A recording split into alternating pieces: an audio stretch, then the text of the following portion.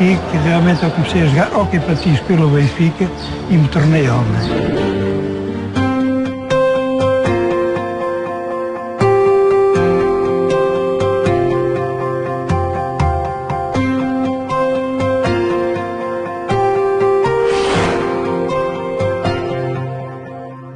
Ninguém duvida de que em Portugal o futebol é rei. Mas há um príncipe do desporto que o país ama incondicionalmente há quase um século. O hóquei em patins. Por tudo ser mais pequeno, recinto, tempo de jogo, número de jogadores, distância entre público e espetáculo, a tensão é enorme. Há pouco tempo para decidir, pouco espaço para executar. Os golos podem suceder-se vertiginosamente e o resultado mudar a qualquer instante. E os hoquistas, levados sobre rodas, transformam-se em setas apontadas à vitória. Em todo o mundo, nenhum clube pratica ininterruptamente hóquei em patins há mais tempo que o Sport Lisboa e Benfica. Desde 1917, que há patinadores de vermelho e branco a deslizar pelos rings.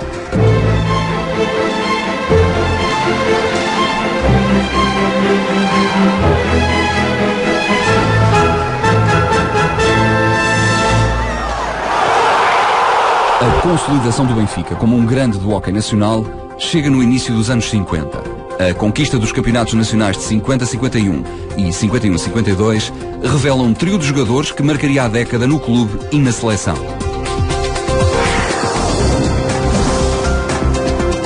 O Benfica nessa altura, portanto, a grande rivalidade no hóquei em patins era Passo de Arcos, Oeiras, e até começou a surgir, enfim, os grandes jogadores eram daquela equipa que começou a ganhar os campeonatos do mundo, Emílio Pinto, António Raio, Edgar Soares, Jesus Correia e Correia dos Santos. Portanto, não se encontra aqui nenhum benfiquista, nenhum jogador do Benfica.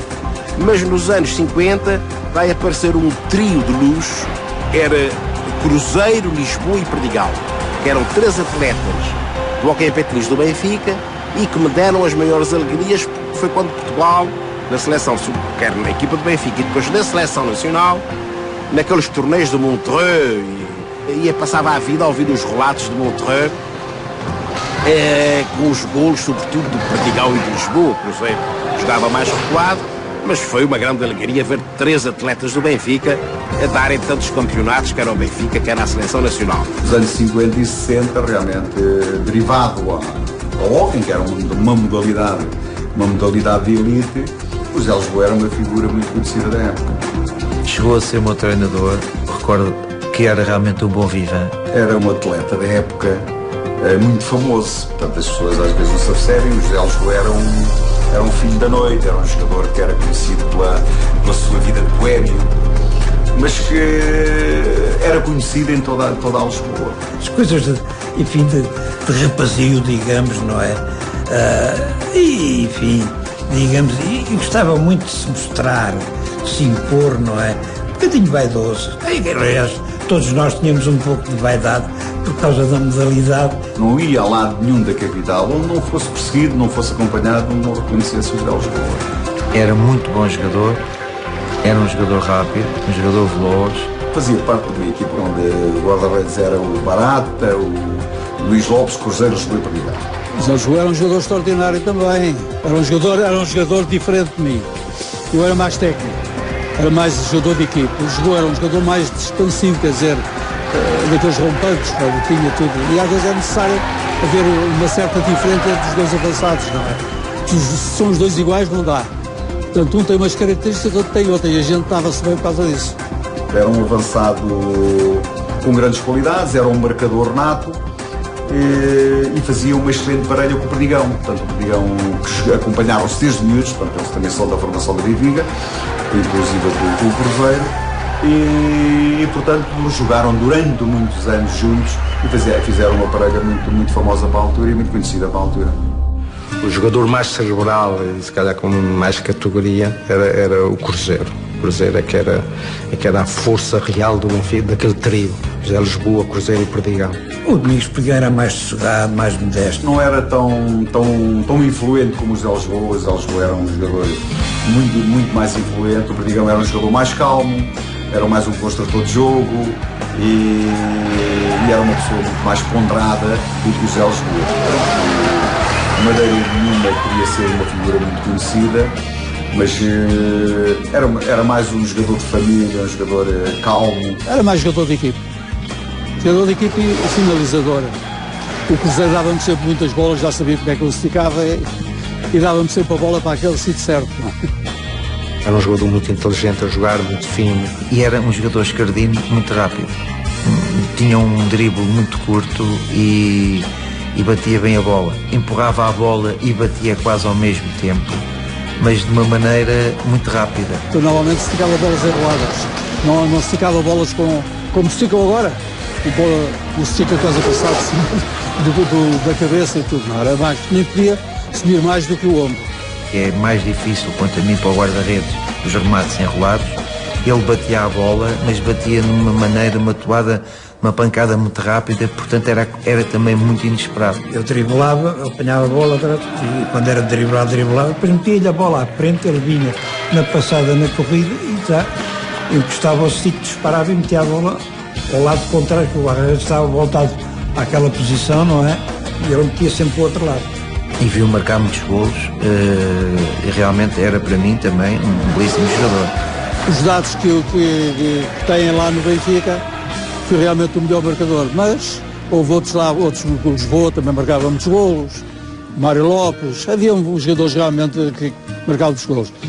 Mas para mim o melhor jogador que eu me lembro de ver jogar lá no Benfica foi o Cruzeiro.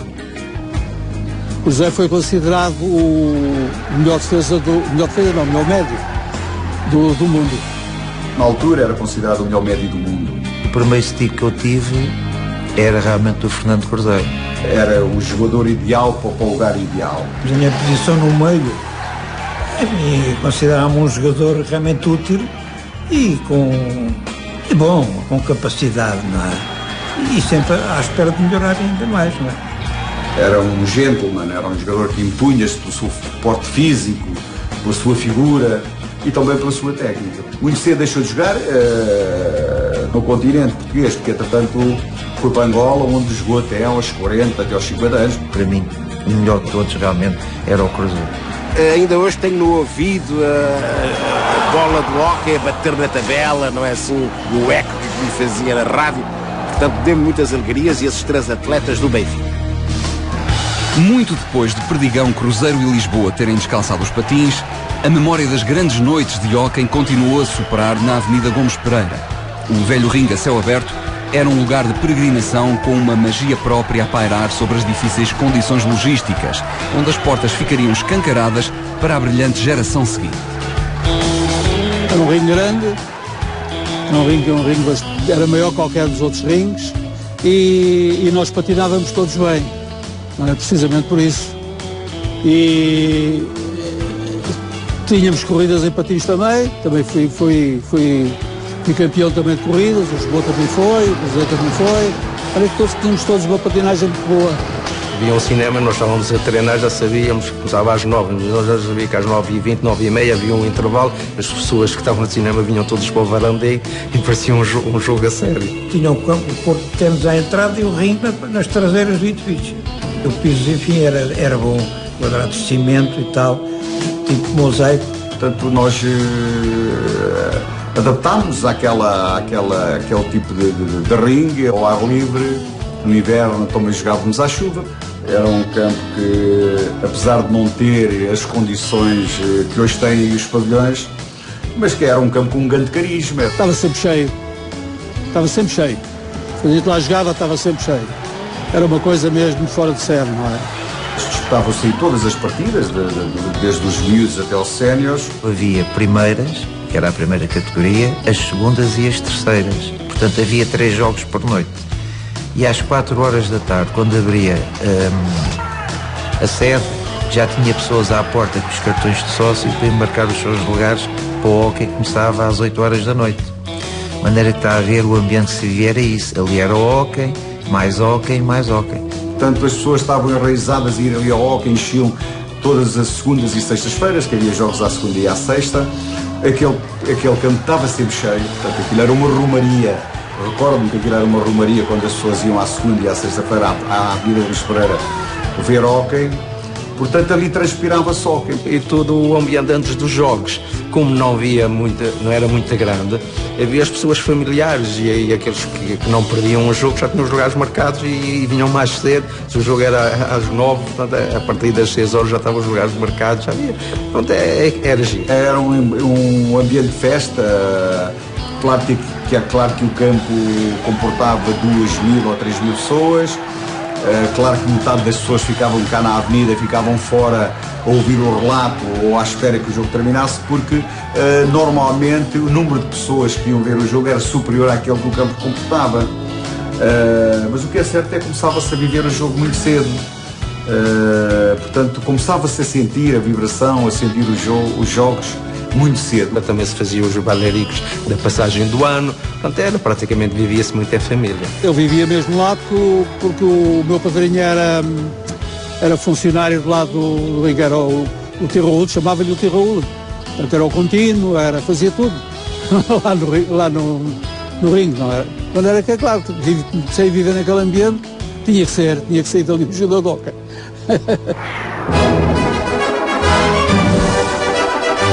O António Livramento foi um jogador desconcertante. Era o melhor jogador do mundo. Portanto, era um jogador tecnicamente muito, muito bom. Era um jogador fabuloso. Penso eu que ainda hoje não quis ser jogador como ele. Para mim, foi um dos melhores jogadores que apareceram a jogar hóquei. Não há dúvida nenhuma.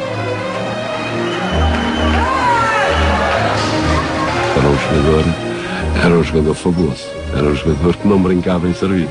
Até no treino ele era fabuloso. O Livramento, para mim, foi o melhor jogador de sempre. Foi um jogador, um além fora de série. Não só marcava golos, dava golos a marcar. Uma patinagem excepcional. Melhor do que andar de sapatos, que é a parte importante do hóquei patins. Como patinador era uma coisa soberba. Parecia um patinador artista. O Livramento realmente andava de patins. Como quase todos nós, quem andava sem patins. O primeiro jogador a ir de frente para a baliza e conseguir travar do lado esquerdo e do lado direito, portanto, com trabalho em stick e bola. E a alcunha que ele teve quando foi jogar para a Itália, que ele era o Maradona do hóquei. Não havia ninguém que não gostasse de ir ver um jogo de hóquei para ver jogar o Livramento.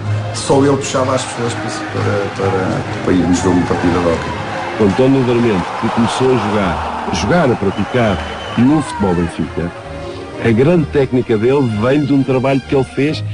Ele passava 6 horas no ringue. Tinha uma técnica, tinha realmente uma capacidade, inclusivamente de improvisar em pouco espaço, uma coisa realmente extraordinária. Quando fazia a simulação, metia a bola por entre as pernas do adversário e ia aparecer do outro lado. Mas ficava tudo posto à boca aberta, como é que ele fazia aquilo com tanta rapidez e numa circunstância daquelas, num espaço tão pequeno. Mas o que é certo é que fazia. E a técnica arranja a treinar miúdos de 9, 10 anos, e o treino dele não era o treino dele era fintar 10, 12 miúdos. Portanto, aquela capacidade técnica, aquilo que apareceu, foi fruto de um trabalho que ele o fez sozinho. O Sr. António Livramento foi dos primeiros jogadores em que começou a travar, portanto, a patinar de costas e a travar de costas. Até tinha uma coisa engraçada, que ele era muito habilidoso. E a gente entrava para dentro do ringue para começar a treinar e normalmente esticamos a baliza, passamos a bola uns outros. Ele não, ele se pôr a um canto, só com a bola.